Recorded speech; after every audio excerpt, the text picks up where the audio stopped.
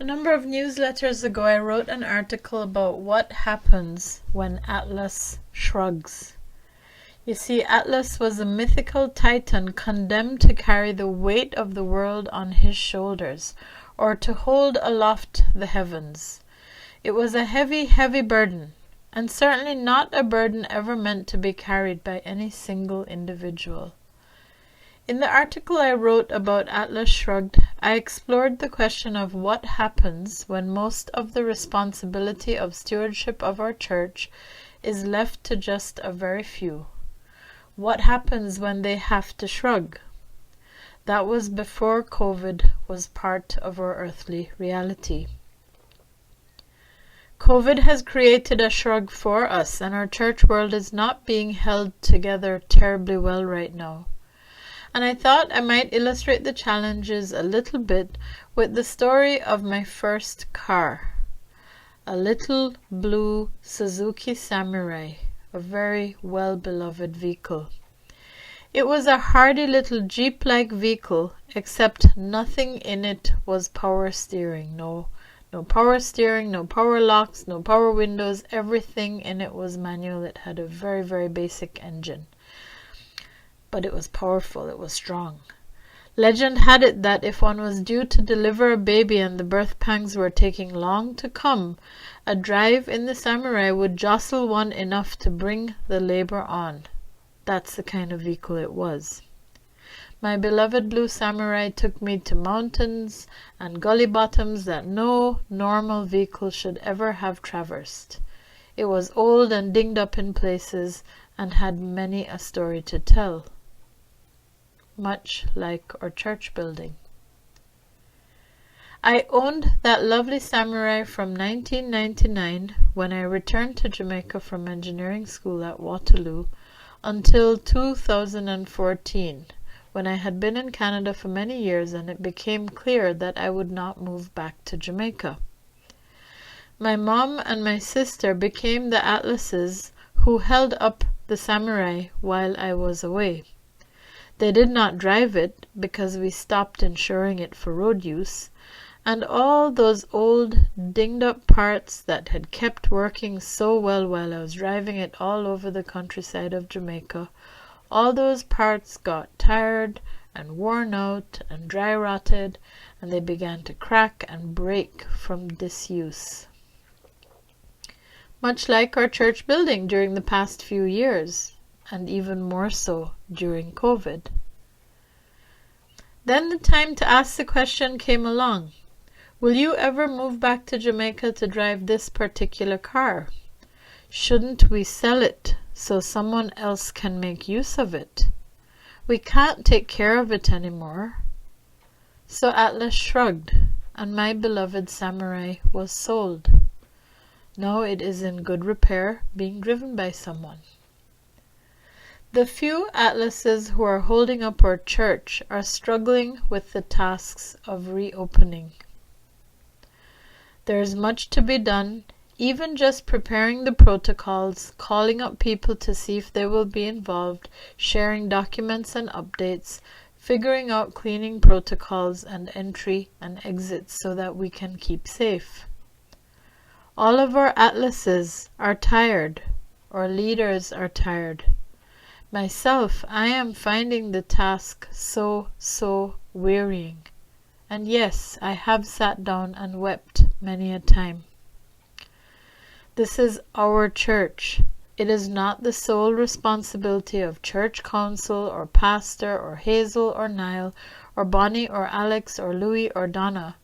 And this is why the story of Nehemiah was so timely when I came to it in my devotions this week. You see, this guy Nehemiah was the cupbearer to the king. Now my understanding is it was his job to bring the cup of wine and also to pre-taste in case it had been infiltrated with poison meant for the king. This king had the power to release Nehemiah to go and rebuild the walls of Jerusalem, the city of God which had met destruction when taken captive by Babylon.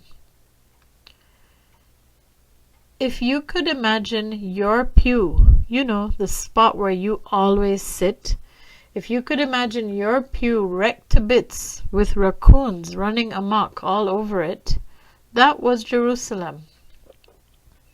If you could imagine our stained glass windows broken, or walls falling down, or communion table broken in two, that was Jerusalem.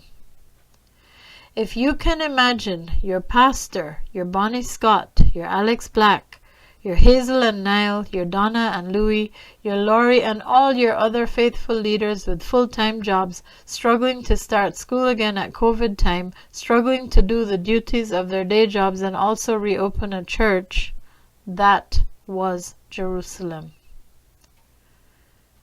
But we gathered together and put our heads together, and we have lists of tasks that need doing, lists of Sunday jobs for which people need to be trained, lists of calls to be made and follow-ups to be done. And in the middle of this, I also have the job of pastoral care, and this week, funerals and care for those who are missing their Uncle Otto and their beloved Arthur, care for those going through other transitions in their lives that are difficult and painful. And this week, I had to shrug some reopening tasks for bereavement ministry instead. This week I had to tell many leaders, please make sure you take care of yourself first. Put your own oxygen mask on first and be gentle with yourself. Leave the church stuff because others have to help. Others have to help. Hello? Is there an echo in this place? As I read on in the story of Nehemiah, and by now I know all of you are sitting on the edge of your seat going, what happens next? Not only does the king release this cupbearer to go and do the rebuilding, but guess what? People and people and people and people with all kinds of hard to pronounce names like Malkijah and Hashabiah and Zadok and Shelemiah, guess what they did? They came out to help with their tools and their skills and their love of God and their love of each other. Like what the letter to the Thessalonians speaks about, by the way, and just saying, they came out to help. Because love each other is not just a warm fuzzy feeling or a Hallmark card, and love each other is being a person of faith. It's not about just arriving when all the work is done. If you cannot wield a hammer or climb a ladder, maybe you can dial a phone and talk to someone. Maybe you can wash glasses and deliver them to those who need them for a funeral reception in these unprecedented times. Maybe you can walk a pastor's beagle who tires of sitting in pastor's office, wondering when will he ever get to sniff the great outdoors again. If you do not have internet access or don't know what a Zoom meeting is, maybe you can reach out and ask Pastor or Bonnie Scott, who can I call today and take a telephone visit with? Who can I call to ask if they can help? Who can I befriend in this time so that we continue being church while we wait for reopening? Keep the lifeblood of gospel flowing.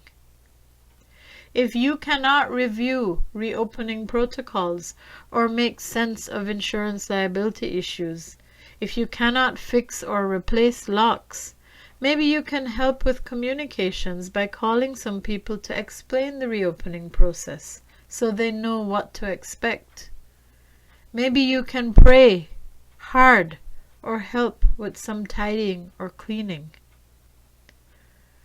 COVID, like the Babylonian occupation, COVID has scattered us, like the servants Nehemiah prays for. Our building needs work, like my old unused samurai. It needs to be put to good use.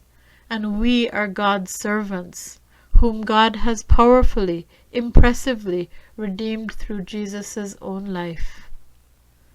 Listen to my prayer, you servants of God.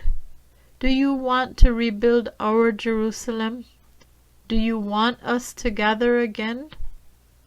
Or is it enough to be church in our homes until Atlas shrugs, or we don't know when? Hear what the Spirit is saying to the church. Amen.